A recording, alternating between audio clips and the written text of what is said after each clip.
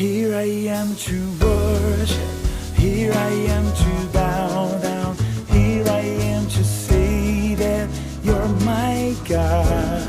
You're altogether lovely, altogether worthy. 샬롬, 2021년 8월 23일 월요일 아침입니다. 오늘도 말씀과 동행하며 거룩한 리듬으로 살아가는 푸른나무교회 성도님들이 되시기를 바랍니다.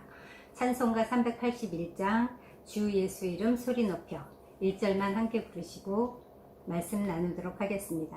나 캄캄한 밤 죄길에 방황했으나 주 크신 사랑 빛을 띠고 어둠 떠난 내 사랑의 빛 오늘 내 맘에 사랑의 빛 항상 있도다. 내가 예수 믿고 죄진 벗은 후 마음속에 항상 그 빛 있도다. 아멘. 오늘 함께 나눌 말씀은 사사기 9장 1절로 15절 말씀입니다. 오늘 제목은 권력에 대한 욕망의 대물림입니다. 오늘 제목이 시사하는 바와 같이 기드온은 권력에 대한 욕망이 대단했던 인물입니다. 그 욕망이 대물림되어 오늘 아비멜렉 사건이 벌어지고 맙니다. 기드온은 300용사 이야기로 매우 유명한 사사이긴 했지만 그는 여러모로 심각한 결함을 지닌 인물이었습니다. 그는 여러 차원에서 사사기의 흐름을 급격한 하강세로 바꿔놓은 인물입니다. 하나님의 도우심으로 전쟁에서 승리하자마자 하나님을 배반하고 여호와의 사자를 만나고 제물을 드렸던 그곳 오브라에다가 황금 에봇을 만들어서 온 이스라엘이 그것을 음란하게 위하게 했다고 합니다. 그래서 그것이 그의 집과 이스라엘의 올무가 되게 했습니다. 여기 음란하게 위한다는 말은 경배했다는 뜻입니다. 기드온이 황금 에봇 우상에게 절하고 섬기게 만들어서 10계명 중 1, 2계명을 온 백성에게 범하게 하고 말았습니다. 하나님께서 나 외에 다른 신을 내게 두지 말고 너를 위하여 새긴 우상이나 어떤 형상도 만들지 말며 그것들에게 절하지 말고 그것들을 섬기지 말라고 하셨는데 기드온이 그 일을 하고 만 것입니다. 그뿐만이 아닙니다. 기드온은 많은 아내를 두지 말라는 하나님의 명령을 어기고 많은 아내를 두었을 뿐 아니라 그것도 부족해서 첩까지 두었습니다. 오늘의 주인공인 아비멜렉은 이방 가나안 여인 가나안 첩과의 사이에서 난 아들입니다. 그런데 그 이름 뜻이 무엇인지 아십니까? 나의 아버지는 왕이다 라는 뜻이라고 합니다. 나의 아버지가 왕이라면 결국 간접적으로 기드온 자신이 이스라엘의 왕이라는 뜻이 아닙니까? 살아생전에 자기를 왕으로 추대하려는 무리들에게는 자기도 자기 아들들도 너희를 다스리는 왕이 되지 않겠다고 오직 하나님만이 너희를 다스리시는 왕이라고 말은 너무나 모범적으로 그럴듯하게 했지만 아들의 이름 속에 자기의 숨겨진 야심을 고스란히 드러냈다고 볼 수 있습니다. 이렇게 기드온이 끼친 그 권력에 대한 야심과 그 부정적인 영향이 그가 죽은 후에 오늘 아비멜렉에 의해서 최악으로 치달으며 나타나고 있습니다. 아비멜렉 이야기는 이스라엘의 암울했던 그 역사의 한 면을 장식합니다. 엄격히 말해서 그는 사사는 아닙니다. 그는 이스라엘을 이방인들의 손으로부터 구원한 적이 없기 때문입니다. 사사기의 흐름을 살펴보면 그동안은 외부에서 오는 위험이 관건이었다면 아비멜렉 사건을 기점으로 내부적인 갈등이 국가적 위기를 초래하는 모습을 보여줍니다. 이방인이 아니라 이스라엘 지도자가 공동체의 생존을 위협하기에 이른 것입니다. 오늘 본문의 1절로 6절 아비멜렉의 권력 찬탈, 7절로 15절 아비멜렉에 대한 심판 예고 두 부분으로 구성되어 있습니다. 먼저 1절로 6절 말씀을 함께 읽으시겠습니다. 여룻바알의 아들 아비멜렉이 세겜에 가서 그의 어머니의 형제에게 이르러 그들과 그의 외조부의 집에 온 가족에게 말하여 이르되 청하노니 너희는 세겜의 모든 사람들의 귀에 말하라. 여룻바알의 아들 70명이 다 너희를 다스림과 한 사람이 너희를 다스림이 어느 것이 너희에게 나으냐. 또 나는 너희의 고륙임을 기억하라 하니 그의 어머니의 형제들이 그를 위하여 이 모든 말을 세겜의 모든 사람들의 귀에 말하매 그들의 마음이 아비멜렉에게로 기울어서 이르기를 그는 우리 형제라 하고 바알브리 신전에서 은 70개를 내어 그에게 주매 아비멜렉이 그것으로 방탕하고 경박한 사람들을 사서 자기를 따르게 하고 오브라에 있는 그의 아버지의 집으로 가서 여룻바알의 아들 곧 자기 형제 70명을 한 바위 위에서 죽였을 때 다만 여룻바알의 막내 아들 요담은 스스로 숨었으므로 남으니라.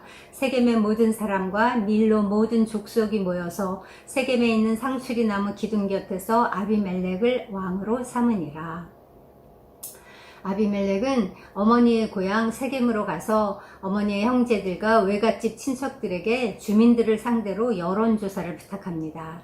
70명의 통치를 받는 것이 좋으냐 아니면 한 사람의 통치를 받는 것이 좋으냐.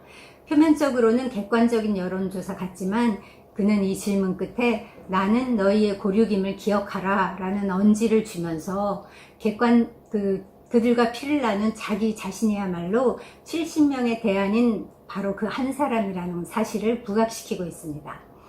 예나 지금이나 타락한 정치인들이 한결같이 써먹는 수법, 곧 혈연과 지연을 교묘하게 이용하는 정치적 술수가 아닐 수 없습니다. 아비멜렉의 계략은 정확히 들어맞았습니다. 피는 물보다 진하고 혈연은 이성보다 강하다라는 말처럼 세겜 사람들은 그와 한 형제라는 호소에 동요되었습니다. 그래서 그에게 바알브리 신전에서 은 70개를 마련해 줍니다.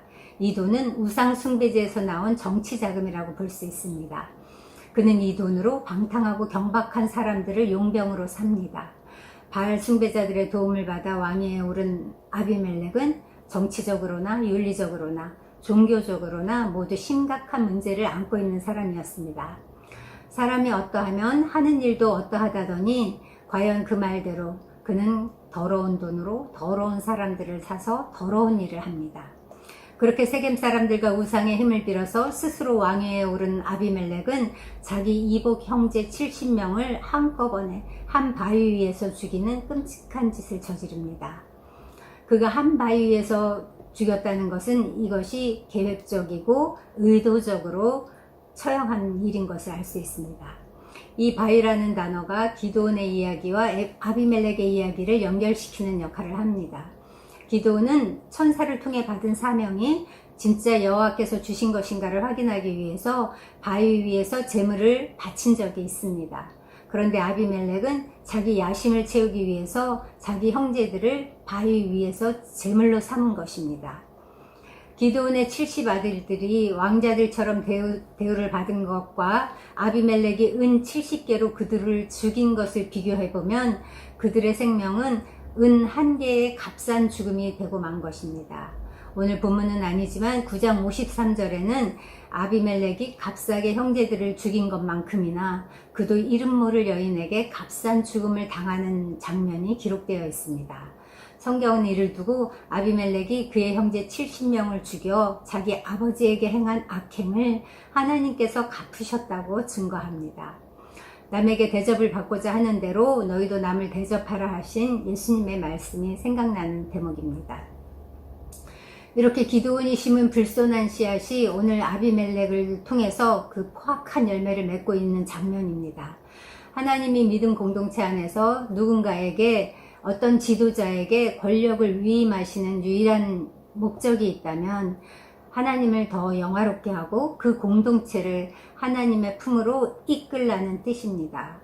그런데 기드온은 자신의 권력을 이용하고 변질시켜서 오히려 백성들을 하나님으로부터 멀리 떠나게 했습니다. 그러므로 이제 그 아들에 대해서 이 대가를 치르고 있는 것입니다. 그러나 아비멜렉의 그 무자비한 사륙 중에서 유일하게 모면한 사람이 있습니다. 기드온의 막내 아들 요담입니다. 그는 그리심산에 올라가서 세겜 사람들에게 비난의 메시지를 선포합니다. 7절로 15절을 함께 읽으시겠습니다. 사람들이 요담에게 그 일을 알림해 요담이 그리심산 꼭대기로 서서 그의 목소리를 높여 그들에게 외쳐 이르되 세겜 사람들아 내 말을 들으라. 그리하여야 하나님이 너희의 말을 들으시리라. 하루는 나무들이 나가서 기름을 부어 자신들 위에 왕으로 삼으려 하여 감람나무에게 이르되 너는 우리 위에 왕이 되라 하매 감람나무가 그들에게 이르되 내게 있는 나의 기름은 하나님과 사람을 영화롭게 하나니 내가 어찌 그것을 버리고 가서 나무들 위에 우쭐 대리어 한지라. 나무들이 또 무화과 나무에게 가서 너는 와서 우리에게 왕이 되라 하매 무화과 나무가 그들에게 이르되 나의 단 것과 나의 아름다운 열매를 내가 어찌 버리고 가서 나무들 위에 우쭐 대리어 한지라. 나무들이 또 포도나무에게 이르되 너는 와서 우리 위에 왕이 되라 하매 포도나무가 그들에게 이르되 하나님과 사람을 기쁘게 하는 내 포도주를 내가 어찌 버리고 가서 나무들 위에 우쭐 대리어 한지라. 이에 모든 나무가 가시나무에게 이르되 너는 와서 우리 위에 왕이 되라 하매 가시나무가 나무들에게 이르되 만일 너희가 참으로 내게 기름을 부어 너희 위에 왕으로 삼겠거든 와서 내 그늘에 피하라. 그리하지 아니하면 불이 가시나무에서 나와서 레바논의 백향목을 사를 것이니라 하였느니라. 요담은 지금 매우 창의적인 우화를 사용해서 메시지를 전하고 있습니다. 이러한 우화는 일종의 비유 문학으로 다수의 대중을 설득하기에 아주 좋은 방법이었습니다.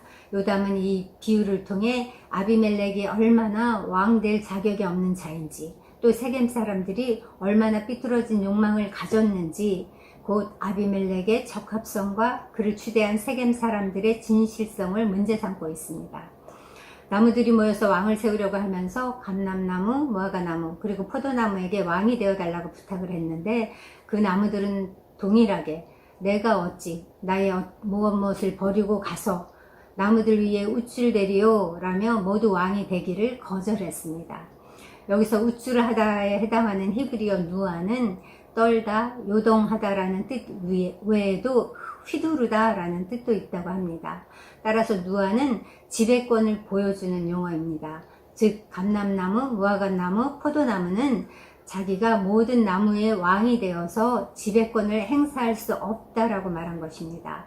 그들은 모두 나름대로의 귀한 재능을 하나님과 이웃을 위해 사용하며 분수를 넘어서 과욕에 빠지지 않는 겸허한 인간상을 대변합니다. 그러자 나무들이 가시나무에게 가서 너는 와서 우리 위에 왕이 되라고 요청합니다. 이 가시나무는 무화과나무나 포도나무처럼 식용으로 쓸 열매도 없고 감람나무처럼 여러 용도로 사용하는 기름도 없습니다. 오히려 이 가시는 사람을 찌르거나 고통스럽게 할 뿐입니다. 그런데도 모든 나무들이 가시나무에게 왕이 되어 달라고 요청한 것은 스스로 파멸을 자초하는 행위에 불과합니다. 그런데 이런 무모한 요청에 가시나무는 마치 기다렸다는 듯이 선뜻 나섭니다. 그러면서 자기 나무 그늘 아래 와서 쉬라고 말합니다. 숨으라고 말합니다. 그 그늘 아래 쉴 그늘이 어디 있습니까? 그리고 만일 자기 말을 듣지 않으면 자기에게서 불이 나와서 레바논의 백향목을 불살라 버리겠다고 말합니다. 자기에게서 불이 나와서 세상을 불살라 버리는 일은 오직 하나님께서만 하실 수 있는 일입니다. 아비멜렉은 지금 감히 하나님과 자신을 동일시하는 교만에 빠져 있는 것입니다. 이처럼 지극히 우매하고 무모한 대중들의 열망과 자기 분수도 모르는 파렴치한 지도자의 허세가 결탁하면 피차 멸망을 초래하고 맙니다. 아무런 자격이나 재능이 없음에도 불구하고 협박 공갈로 서슴없이 왕위를 가로챈 아비멜렉과 그리고 그 혈연 지연을 믿고 그를 추대한 그 세겜 사람들의 말로는 비참할 수밖에 없는 것입니다. 비열함이 인생 중에 높임을 받는 때에 악인들이 곳곳에서 날뛰는도다 라는 시편 말씀이 생각납니다.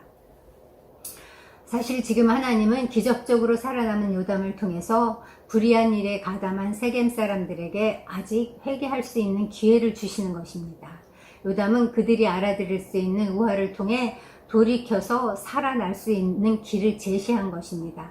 그러나 저들은 듣지 않았고 결국 3년 후에 세겜 사람들은 아비멜렉을 배반하고 아비멜렉은 세겜 사람들을 무참히 학살하는 일이 벌어지고 맙니다. 그 결과 자기는 한 여인이 이름 없는 여인이 던진 맷돌 윗짝에 머리를 맞아서 그 두개골이 깨어져서 죽는 그런 비참한 최후를 맞이하고 맙니다. 오늘 하나님께서 요담을 통해서 세겜 사람들에게 회개를 촉구하신 것처럼 이 말씀을 통해 오늘 나에게 회개하고 돌아오라고 하시는 일은 무엇일까 생각하고 회개하는 그런 아침이 되기를 원합니다.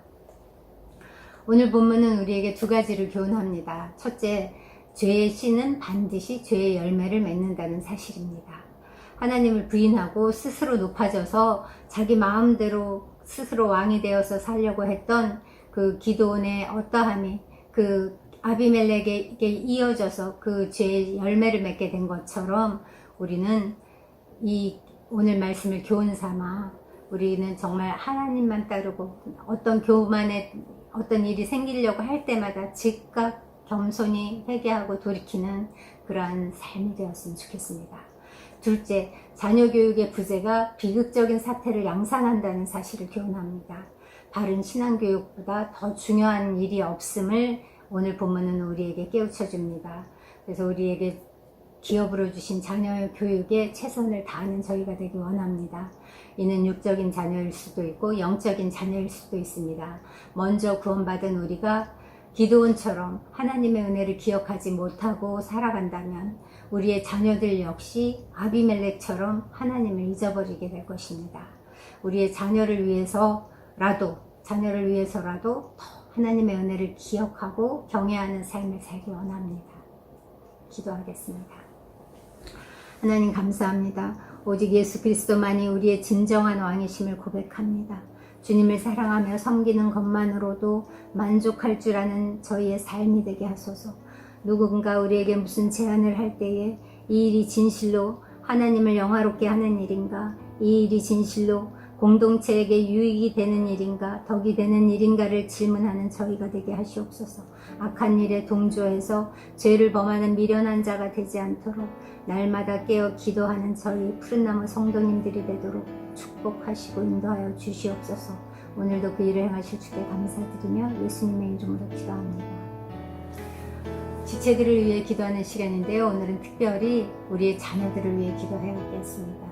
정말 우리의 어떠함이 자녀들에게 이렇게 그대로 대물림 된다는 것을 생각할 때에 나부터 먼저 회개하고 나부터 먼저 하나님을 더욱 사랑하고 그 나무에 붙어서 열매 맺는 인생 되게 해달라고 자녀들에게 좋은 본이 되는 그런 영적 육적 부모가 되게 해달라고 기도하고 지금 하나님 앞에 아직 돌아오진 않은 자녀들이 있다면 그들이 속히 주께 돌아와서 함께 이 몸된 생활을 할 수 있게 해달라고 간절히 기도합니다.